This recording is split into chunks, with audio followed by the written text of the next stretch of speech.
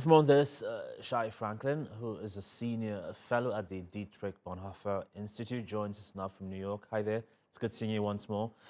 Firstly, what's your take on Moscow not considering the inclusion of the surrendered Azovstal Ukrainian fighters in a prisoner swap? It seems unorthodox, no?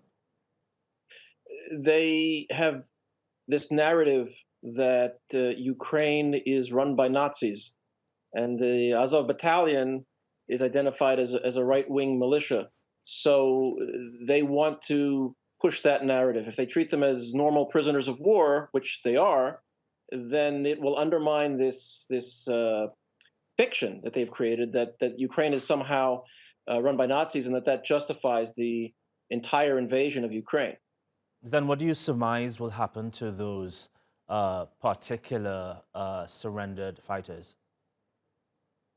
Look, thousands of Ukrainian children are being adopted by Russian families right now. So they're kidnapping children. I'm afraid that these soldiers may not meet as nice a fate as those children. I really don't know. Russia is already so far beyond any compliance with international law, with the Geneva Conventions. It's really hard to say. At least they're alive now, and hopefully they will, in one way or another, be brought back. I know that the UN Secretary General and other people are engaged on this and trying. They arranged for civilians to get out.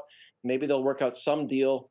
If there's a way for Putin to compromise on this and get something that he wants without appearing to lose face, then it can happen.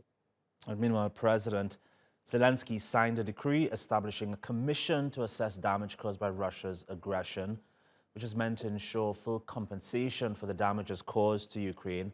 And the EU is demanding reforms as a condition for funding Ukraine's post-war reconstruction. What might those reforms look like, you think? Well, these are reforms that were already being talked about before the Russian invasion. They've been going on for years. There have been efforts to have independent judiciary and prosecution, to have state companies less under the control of the government and a little more autonomy, so that there's less opportunity for kleptocracy. And some of this kleptocracy, this taking of state assets, which I think President Zelensky has been opposed to and has tried himself to police, but some of that has actually opened the door for Russian influence, for Putin's circle to have influence in Ukraine. As long as there's corruption, that opens the door to all kinds of activities that are against the interests of the state of Ukraine.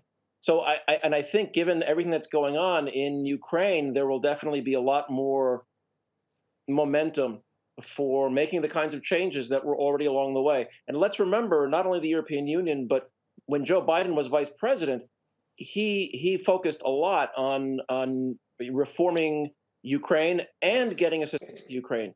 The concern is to make sure that the money gets to where it needs to go, not to use this as a way to punish Ukraine into becoming more like us, but to make sure that the money goes to where it needs to go, and to not make the same mistakes, frankly, that we made in Russia in the early 90s after the breakup of the Soviet Union, where we helped create the system that now supports Vladimir Putin and could support a future autocrat in Russia. Okay, we have to leave the Shai Franklin at the Dietrich Bonhoeffer Institute. Always appreciate speaking with you. Thank you.